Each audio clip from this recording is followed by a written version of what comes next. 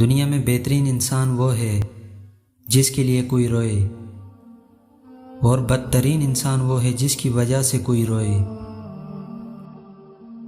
حضرت علی علیہ السلام نے فرمایا، نامکمل علم فساد پیدا کرتا ہے۔ جو شخص موت کو یاد رکھتا ہے وہ تھوڑی سی دنیا پہ خوش ہو جاتا ہے۔ انسان کے کردار کی دو منزلیں ہیں، دل میں اتر جانا یا دل سے اتر جانا۔ دوست کو دولت کی نگاہ سے مت دیکھو، وفا کرنے والے اکثر دوست غریب ہوتے ہیں۔ ایسی غربت پر صبر کرنا جس میں غربت محفوظ ہو، اس امیری سے بہتر ہے جس میں ذلت اور رسوائی ہو۔ رشتوں کی خوبصورتی ایک دوسرے کی بات کو برداشت کرنے میں ہے، بے عیب تلاش کرو گے تو اکیلے رہ جاؤ گے۔ جو شخص سجدوں میں روتا ہے اسے تقدیر پر رونا نہیں پڑتا۔ کامیابی حوصلوں سے ملتی ہے، حوصلے دوستوں سے ملتے ہیں، دوست مقدر سے ملتے ہیں اور مقدر انسان خود بناتا ہے۔ کسی کا عیب تلاش کرنے والے کی مثال اس مکھی جیسی ہے جو سارا خوبصورت جسم چھوڑ کر صرف زخم پر آ بیٹھتی ہے۔ جب کوئی دوست تمہیں اپنا راز بتائے تو یہ سمجھ لینا کہ وہ اپنی عزت تمہیں امانت دے رہا ہے، اس میں کبھی بھی خیانت مت کرنا۔ آپ سے پوچھا گیا کہ انسان برا کب بنتا ہے تو آپ نے فرمایا جب وہ اپنے آپ کو دوسرے سے اعلیٰ سمجھنے لگتا ہے۔ اگر کوئی تم سے پوچھے بتاؤ زندگی کیا ہے تو تم ہتھیلی پر ذرا سی خاک رکھنا اور اسے اڑا دینا۔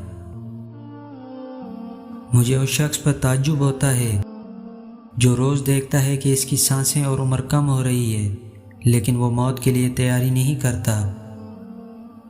دنیا میں 1000 رشتے بناؤ لیکن ایک رشتہ ایسا ضرور بناؤ کہ جب ہزاروں آپ کے خلاف ہوں تو وہ ایک آپ کے ساتھ ہو۔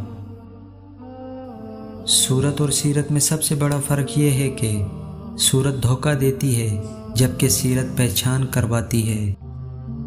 جس درخت کی لکڑی نرم ہوگی اس کی شاخیں زیادہ ہوں گی، بس نرم طبیعت اور نرم گفتار بن جاؤ تاکہ تمہارے چاہنے والے زیادہ ہوں۔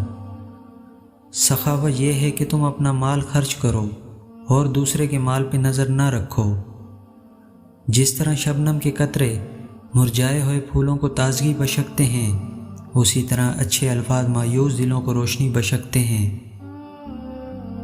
سب سے پہلی عبادت یہ ہے کہ انسان مصیبت میں صبر کرے، اللہ تعالیٰ کی طرف سے مدد کا منتظر رہے۔ ان چہروں پر پھٹکار ہے جو صرف برائی کے وقت دکھائی دیتے ہیں۔ علم تمہیں راہ دکھاتا ہے اور عمل تمہیں مقصد تک پہنچا دیتا ہے۔ صرف مال کا ہونا ہی رزق نہیں بلکہ نیک اولاد، اچھا اخلاق اور مخلص دوست بھی بہترین رزق میں شامل ہوتے ہیں۔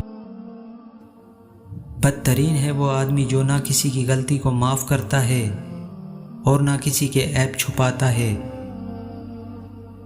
اللہ تعالیٰ کو ناراض کر کے لوگوں کو راضی نہ کرو، کیونکہ لوگوں کے بدلے دوسرے لوگ مل سکتے ہیں لیکن خدا کے بدلے دوسرا خدا نہیں مل سکتا۔